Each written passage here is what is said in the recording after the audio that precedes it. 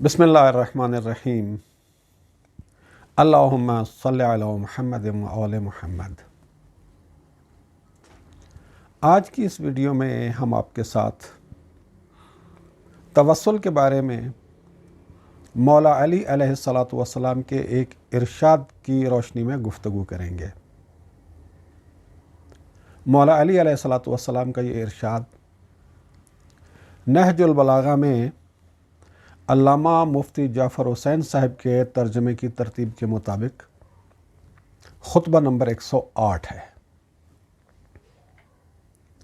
मकतब अहले बैत से ताल्लुक़ रखने वालों को तवस्सुल के मामले में किसी किस्म का कोई शक व शुबा नहीं है, लेकिन कुछ लोग इस बारे में तवहुमात का शिकार हो गए, बड़े थोड़े से, और वो कोशिश कर रहे हैं कि अपना ये वायरस दूसरे लोगों तक भी फैलाएं, और अपनी इस कोशिश में वो मौला अली अलैहिस्सलातु वस्सलाम के इस खुतबे को भी एक हथकंडे के तौर पर, एक दलील के तौर पर, एक ढाल के तौर पर इस्तेमाल करने की कोशिश करते हैं कि देखें जी, यहाँ मौला अली अलैहिस्सलातु वस्सलाम ने इस खुतबे में जहाँ तवस्सुल का ज़िक्र किया है, जिन चीज़ों से तवस्सुल का ज़िक्र किया है, उनमें मोहम्मद वाले मोहम्मद का तो नाम ही नहीं है।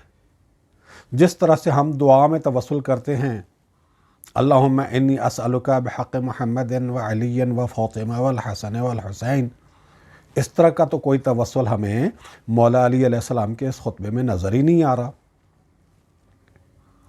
तो इस गलतफहमी और इस तवहुम को दूर करने के लिए आज मौला अली अलैहिस्सलातु वस्सलाम के इस खुतबे की रोशनी में थोड़ी सी गुफ्तगू करेंगे और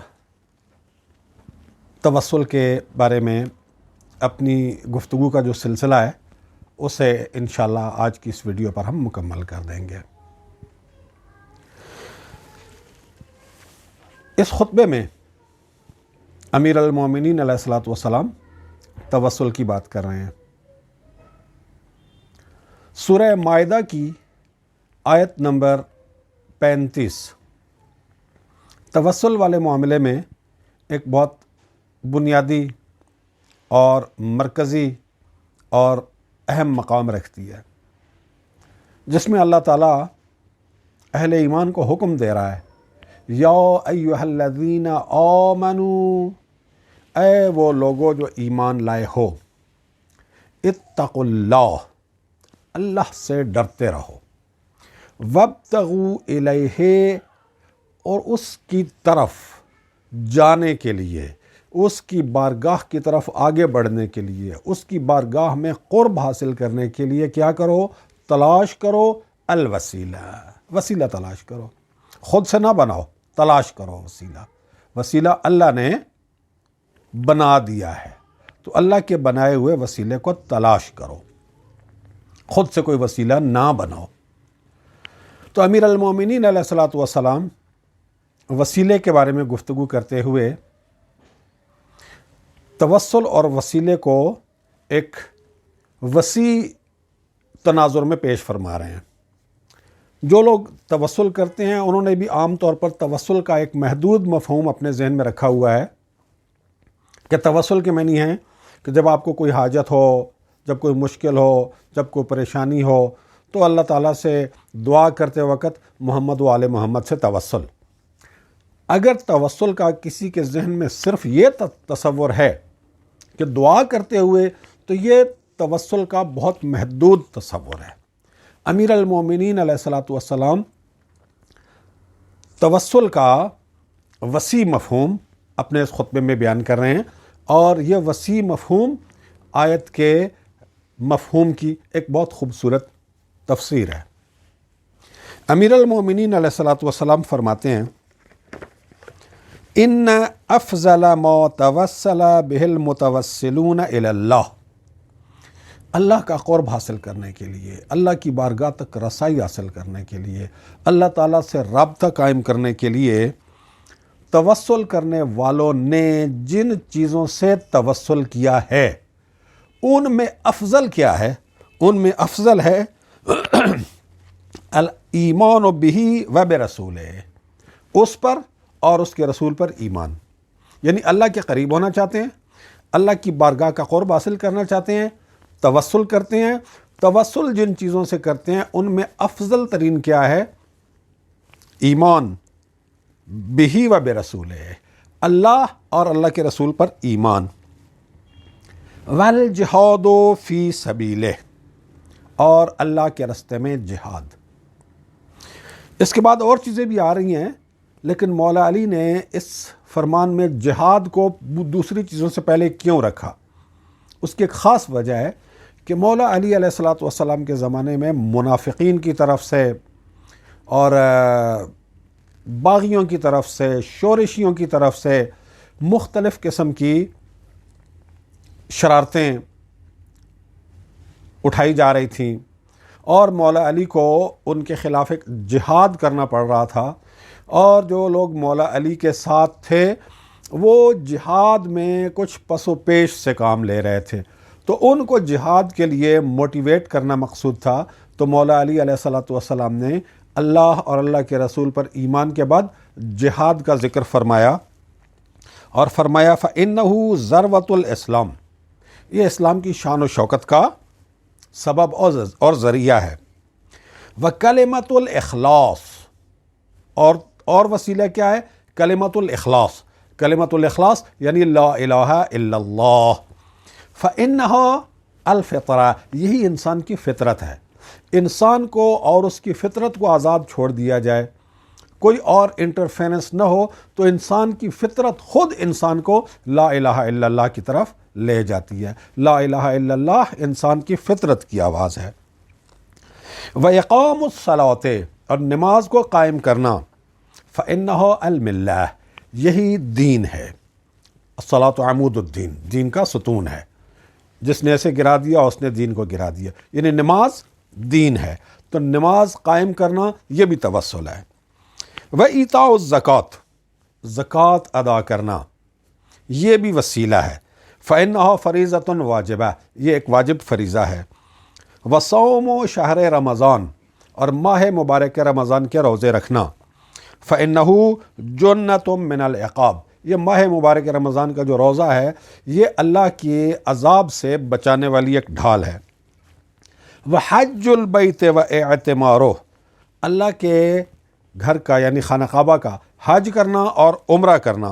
فَإِنَّهُمَا يَنْفِيَانِ الْفَقْرَ وَيَرْحَزَانِ الذَّنْبَ، یہ فقر کو دور کرتے ہیں اور گناہوں کو مٹا دیتے ہیں۔ وصلۃ الرحم، رشتہ داروں کے ساتھ تعلقات کو اچھی طرح سے جوڑے رکھنا، قائم رکھنا اور ان تعلقات کو اچھی طرح سے نبھانا۔ فَإِنَّهَا مَثْرَعَةٌ فِي الْمَالِ، کہ ان کے ذریعے سے مال میں اضافہ ہوتا ہے۔ وَمَنْسَعَةٌ فِي الْأَجَلِ، اور انسان کی جو موت ہوتی ہے اس میں تاخیر ہو جاتی ہے، یعنی انسان کی زندگی لمبی ہو جاتی ہے۔ وَصَدَقَةُ السِّرِّ، پوشیدہ صدقہ، جو کسی سفید پوش کو آپ نے دینا ہے، کسی عزت دار کو دینا ہے، اعلانیہ صدقہ دے کے اس کی عزت کو خراب نہیں کرنا۔ یہ جو پوشیدہ صدقہ دینا ہے کسی عزت دار شخص کو، تو کفر الخطیہ، یہ گناہوں کو معاف کرنے کا سبب بنتا ہے۔ وصدقۃ العلانیہ، اور اعلانیہ صدقہ دینا، جیسے کہ سوشل ویلفیئر کے پروجیکٹس ہیں، زلزلہ آ گیا، سیلاب آ گیا، اس قسم کی کوئی چیزیں ہیں جن میں اعلانیہ، تاکہ دوسرے لوگ بھی موٹیویٹ ہوں۔ فَإِنَّهَا تَدْفَعُ مَيْتَةَ السُّوءِ، یہ بری موت سے بچانے والا ایک ذریعہ ہے۔ وَصَنَائِعُ الْمَعْرُوفِ، نیکیاں کرنا، المعروف کے اندر پھر ساری نیکیاں آ جاتی ہیں۔ تو مولا علی علیہ الصلوۃ والسلام وسیلے کی یہ کچھ اقسام بیان فرما رہے ہیں۔ اب جو اللہ تعالیٰ نے فرمایا یا ایھا الذین آمنوا اتقوا اللہ، اے وہ لوگو جو ایمان لائے ہو، اللہ سے ڈرتے ہو رہے ہو، اللہ کے معاملے میں تقوی اختیار کرو۔ وابتغوا الیہ الوسیلہ، اور اس کی بارگاہ کا قرب حاصل کرنے کے لیے، اس کی بارگاہ تک رسائی کے لیے وسیلہ تلاش کرو۔ تو مولا علی علیہ الصلوۃ والسلام نے کیا کیا ہے؟ یہاں وسیلے کی کچھ اقسام بیان کی ہیں۔ جو اسلام میں زیادہ نمایاں اہمیت رکھتی ہیں۔ اور مولا علی علیہ الصلوۃ والسلام سٹارٹ کہاں سے لے رہے ہیں؟ اللہ پر ایمان اور اللہ کے رسول پر ایمان سے۔ ظاہر سی بات ہے، اگر انسان کا اللہ پر ایمان نہ ہو تو اللہ کی بارگاہ کی طرف قدم بڑھانا اس کی نوبت ہی نہیں آئے گی۔ اگر کوئی شخص اللہ کا قرب حاصل کرنا چاہتا ہے اور پھر اللہ کا قرب حاصل کرنے کے ذرائع ڈھونڈنا چاہتا ہے تو پہلے تو یہ ضروری ہے نا کہ وہ اللہ پر ایمان رکھتا ہو۔ اللہ پہ ایک شخص ایمان ہی نہیں رکھتا، ایک شخص اللہ کے وجود کو ہی نہیں مانتا، تو اللہ کا قرب بھی اس کے لیے کوئی منزل نہیں ہے۔ جب اللہ کا قرب بھی اس کے سامنے نہیں ہے ایک منزل کے طور پر، تو پھر اس رستے پر ہی نہیں چلنا ہے اور کسی وسیلے کی بھی ضرورت نہیں ہے۔ تو سب سے پہلی بات کہ اللہ پر ایمان ہونا ضروری ہے۔ اور اللہ کا تعارف اور اللہ کے رستے کا تعارف کرانے والی شخصیت کون ہے؟ رسول اللہ صلی اللہ علیہ وآلہ وسلم۔ کوئی شخص اللہ کو مانتا ہو، رسول اللہ صلی اللہ علیہ وآلہ وسلم اسے اللہ کی طرف بلا رہے ہیں اور وہ رسول اللہ صلی اللہ علیہ وآلہ وسلم پر ایمان ہی نہیں لے کے آ رہا، تو وہ بھی اللہ تعالیٰ کی بارگاہ کا قرب حاصل نہیں کر سکتا۔ تو یہ دو چیزیں بہت بنیادی حیثیت رکھتی ہیں۔ اب جو لوگ توسل کے بارے میں مختلف قسم کے توہمات کا شکار ہو رہے ہیں اور وہ اس خطبے کو پیش کرتے ہیں اور بظاہر یہ سمجھتے ہیں کہ چونکہ اس خطبے میں دعا میں محمد و آل محمد سے توسل کا ذکر نہیں ہے تو کیا اس کا یہ مطلب ہے کہ محمد اور آل محمد سے توسل کہیں پہ بھی نہیں ہے؟ ایک بات یاد رکھیں کہ معصومین کے ارشادات میں، رسول اللہ صلی اللہ علیہ وآلہ وسلم کے ارشادات میں آپ کو ایسی بہت سی مثالیں ملتی ہیں کہ کچھ چیزیں ایک فرمان میں بیان کی گئی ہیں، کچھ چیزیں کسی دوسرے فرمان میں بیان کی گئی ہیں، کچھ چیزیں کسی اور فرمان میں بیان کی گئی ہیں۔ اگر ایک چیز ایک فرمان میں نہیں ہے اور کسی دوسرے فرمان میں موجود ہے تو آپ یہ نہیں کہہ سکتے کہ جناب فلاں فرمان میں موجود نہیں ہے تو اب اس فرمان میں ہے تو بھی ہم اس کو نہیں مانتے۔ یہ ایک غلط رویہ ہو جائے گا۔ اس سے پچھلی ویڈیو میں ہم آپ کو تفصیل کے ساتھ بیان کر چکے ہیں ائمہ معصومین سلام اللہ علیہم اجمعین کے وہ ارشادات جن میں محمد و آل محمد سے توسل کی اہمیت کو بیان کیا گیا ہے اور توسل پر تاکید کی گئی ہے۔ اب یہاں دیکھیے، اس خطبے کو دیکھیں اور پھر اس خطبے کو دیکھیں آپ حدیث ثقلین کی روشنی میں۔ حدیث ثقلین میں رسول اللہ صلی اللہ علیہ وآلہ وسلم کیا فرما رہے ہیں؟ انی تارکن فیکم الثقلین، میں تمہارے اندر، میں تمہارے درمیان دو بھاری چیزیں چھوڑ کے جا رہا ہوں۔ بعض روایات میں ہے انی تارکن فیکم امرین، میں تمہارے درمیان دو امر چھوڑ کے جا رہا ہوں۔ بعض احادیث میں ہے انی تارکن فیکم خلیفتین، میں تمہارے درمیان دو خلیفے چھوڑ کے جا رہا ہوں۔ کون؟ قرآن اور اہل بیت۔ انی تارکن فیکم الثقلین کتاب اللہ و عطرتی اہل بیتی ما ان تمسکتم بہما لن تضلوا بعدی، جب تک تم ان دونوں کے ساتھ تمسک رکھو گے، قرآن کے ساتھ تمسک، اہل بیت کے ساتھ تمسک، ان دونوں کے ساتھ تمسک رکھو گے تو کبھی بھی گمراہ نہیں ہوگے۔ ان دونوں کے ساتھ تمسک رکھو گے تو کبھی گمراہ نہیں ہوگے۔ اب لفظ تمسک پہ ذرا توجہ فرمائیں تو تمسک کے معنی کیا ہے؟ کسی چیز سے تمسک کا مطلب یہ ہے کہ اس چیز کو بہت مضبوطی کے ساتھ تھام لینا۔ اور توسل کیا ہے؟ توسل بھی کسی چیز کو وسیلے کے طور پہ اختیار کر لینا، وسیلے کے طور پہ اپنا لینا ہے، وسیلے کے طور پر اسے اپنے ہاتھ میں لے لینا۔ تو تمسک جو ہے وہ سمجھیں کہ عام وسیلے سے زیادہ مضبوط قسم کے توسل کا نام ہے۔ تمسک جو ہے وہ توسل سے اوپر چلا جاتا ہے۔ تو یہ جو رسول اللہ صلی اللہ علیہ وآلہ وسلم فرما رہے ہیں انی تارکن فیکم الثقلین کتاب اللہ و عطرتی اہل بیتی، تمہارے درمیان دو چیزیں چھوڑ کے جا رہا ہوں، دو گراں قدر چیزیں چھوڑ کے جا رہا ہوں، اللہ کی کتاب اور اپنی اہل بیت، اور ما ان تمسکتم بہما، جب تک تم ان دونوں سے تمسک رکھو گے کبھی گمراہ نہیں ہوگے۔ اس حدیث ثقلین کو سامنے رکھیں اور مولا علی علیہ الصلوۃ والسلام کے اس فرمان کو سامنے رکھیں، تو قرآن اور اہل بیت سے تمسک جو ہے وہ اس توسل سے اوپر آتا ہے۔ اگر اس میں رسول اللہ صلی اللہ علیہ وآلہ وسلم کے اس ارشاد کو دیکھیں حدیث ثقلین میں، تو قرآن اور اہل بیت کے ساتھ تمسک کا مقام ان چیزوں سے توسل سے اوپر نظر آتا ہے جن کا امیر المومنین علیہ الصلوۃ والسلام نے اپنے اس خطبے میں ارشاد فرمایا۔ اب دیکھیے کہ جن لوگوں نے قرآن سے تمسک بزعم خیش کہ جی ہم نے قرآن پکڑ لیا ہے، حسبنا کتاب اللہ، اچھا، اور اس کے بعد کیا کہتے ہیں؟ اللہ پر بھی ایمان ہے، رسول پر بھی ایمان ہے، پھر وہ جہاد بھی کرتے رہے، کبھی ایران کو فتح کر لیا، کبھی روم کو فتح کر لیا، کبھی کیا کر لیا، کبھی کیا کر لیا، نمازیں بھی پڑھتے تھے، زکاتیں بھی دیتے تھے، روزے بھی رکھتے تھے۔ کیا رسول اللہ صلی اللہ علیہ وآلہ وسلم کے زمانے کے جو منافق تھے، اتنے منجھے ہوئے منافق کہ عام مسلمانوں کو پتہ ہی نہیں چلتا تھا کہ ان کی حیثیت کیا ہے، ان کی حقیقت کیا ہے، رسول اللہ صلی اللہ علیہ وآلہ وسلم پر اور اللہ پر ایمان کا اظہار بھی کرتے تھے، کلمہ بھی پڑھتے تھے، جہاد میں بھی جاتے تھے رسول اللہ کے ساتھ، اور نمازیں بھی پڑھتے تھے مسجد نبوی میں رسول اللہ کے ساتھ، روزے بھی رکھتے تھے، اور مسجد نبوی میں ہی رسول اللہ صلی اللہ علیہ وآلہ وسلم اور دوسرے مسلمانوں کے ساتھ مل کر افطاری بھی کرتے تھے، یہ ساری چیزیں کرتے تھے۔ تو کیا اہل بیت کو مائنس کر کے یہ ساری چیزیں کرنے والا شخص اللہ تعالیٰ کا قرب حاصل کر سکتا ہے؟ اللہ تعالیٰ کی بارگاہ میں رسائی حاصل کر سکتا ہے؟ نہیں کر سکتا۔ تو جو احادیث دعا میں توسل کے بارے میں ہیں، جن کا پچھلی ویڈیو میں نے ذکر کیا کہ وہ 28 کے قریب احادیث ہیں، بعض کتب میں 26 احادیث کا ذکر ہے، بعض میں کم کا، جو میکسیمم نمبر جو آتا ہے توسل والی احادیث کا وہ 28 احادیث ہیں۔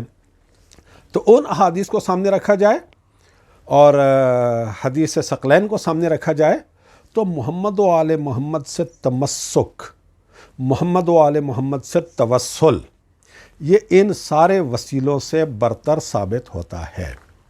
کوئی شخص اہل بیت کو بائی پاس کر کے قرآن کو سمجھنا چاہے گا وہ گمراہ ہو جائے گا۔